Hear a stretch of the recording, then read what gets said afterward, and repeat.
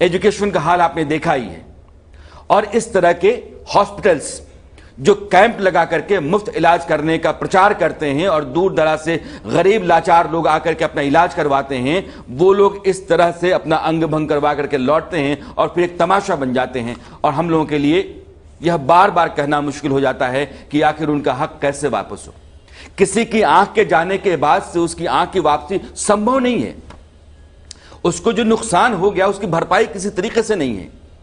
लेकिन आपका system alert है या आप अलर्ट हैं, आप संवेदनशील हैं, आप लोग कुल लोगों की तकलीफ से मतलब है, यह बात व्यवस्था में बैठे हुए लोग बता पाए ऐसा लगता नहीं है।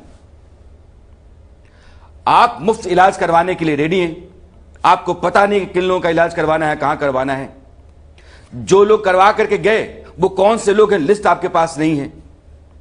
जिस हॉस्पिटल में हुआ वो लोग फरार हो गए, अस्पताल बंद है, डॉक्टर नहीं है। तो जो गुनाहगार है वो आपके शिकंजे से बाहर है नहीं, बाहर कर दिया गया। और जो इंसान जिसके ऊपर गुजरी हुई है आप लिए हुए, उसकी रोशनी चली गई है, उसके बारे में आपको पता नहीं। तो आप दोनों तरफ से मलाई काटेंगे कि मैं तो तैयार था इलाज करने के लिए लेकिन लोग ही नहीं आए, और मैं तो था तैयार सजा देने के लिए लेकिन पकड़ में नहीं आए। जब आएंगे तो उनको सजा मिलेगी। कसूरवार को छोड़ा नहीं जाएगा, किसी भी कीमत पर बख्शा नहीं जाएगा। ये छोड़ा नहीं जाएगा, बख्शा नहीं जाएगा, जांच हो रही है, जांच रिपोर्ट आएगी, कमेटी बैठेगी। ये सब लोगों को बेवकूफ बनाने की चालबाजियां हैं और आम आदमी भी समझता है। इसलिए मुजफ्फरपुर में, सिर्फ मुजफ्फरपुर नहीं बल्कि आसपास के जिलों में उस आई हॉस्पिटल से अपनी आंख का इलाज करा करके गए हुए जितने भी लोग हैं उन लोगों के बारे में पता करना जरूरी है। अगर बिहार की राज्य सरकार, बिहार के स्वास्थ्य मंत्री मुझे सुन रहे हैं तो आप बताइए कि आपने कोई फोन नंबर दिया, आपने कोई व्हाट्सएप नंबर जारी किया, आपने कोई ईमेल आईडी दिया है, आपने लोगों को आपसे संपर्क करने का कोई रास्ता दिया है? लोगों के ऊपर यह दबाव है, यह ओनस उनके ऊपर है कि वो आप तक पहुंचे। वो दूर दराज के कमजोर गरीब लोग जो लिखना नहीं जानते होंगे, जो शहर से बाहर कभी कभार ही आते होंगे, शहर को कभी कभार ही आते होंगे गांव से बाहर, उन लोगों पर आप कहते हैं कि आप मुझसे संपर्क कीजिए। ये जितनी चीजें हैं वो आपके जरिए आनी चाहिए, वो तकलीफ आपके भीतर दिखनी चाहिए, आपकी व्यवस्था को उन लोगों तक पहुंचना चाहिए।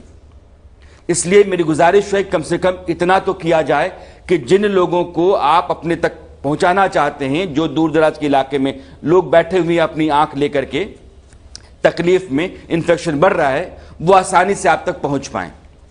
उनको गांव से शहर लाने का इंतजाम आपका हो और उनका इलाज दुरुस्त हो और फिर वापस वो सलामत घर पहुंच जाएं, इसकी व्यवस्था आप कर लें।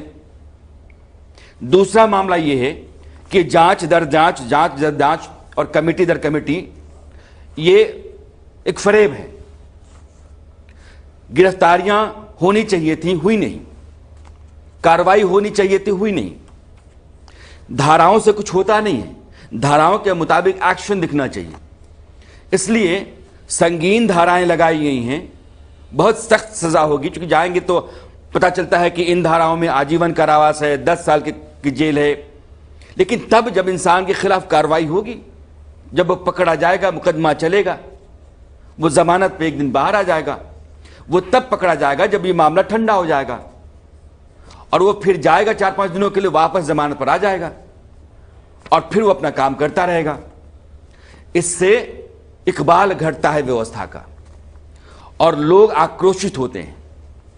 लोगों के भीतर व्यवस्था को लेकर के भरोसा बना रहे और व्यवस्था लोगों के प्रति संवेदनशील दिखे, इसके लिए जरूरी है कि आप लोगों तक पहुंचे और पहुंचने का रास्ता आप तैयार करें, आप दें। और जिनके खिलाफ कार्रवाई करनी है उनके खिलाफ फौरी कार्रवाई हो, वो आज की तारीख में हो। यह मामला जब उछला हुआ है, आग है, जब लोग तकलीफ में है, परिवार परेशान है, आक्रोशित समाज है, ऐसे इसमें होना चाहिए। सब कुछ पर पानी डालने के बाद, माहौल ठंडा हो जाने के बाद चीजें कैसे आहिस्ता निकाल ली जाती हैं, यह निकलवा दी जाती हैं, यह सब जो पिछले दरवाजे से चीजें होती हैं वो बहुत कुछ लोग जानते हैं। और इसका अंदाज़ा हम लोगों को भी होता है, जो खबरें दिन रात हम करते हैं तो हमें पता है कि किस तरह के खेल होते हैं।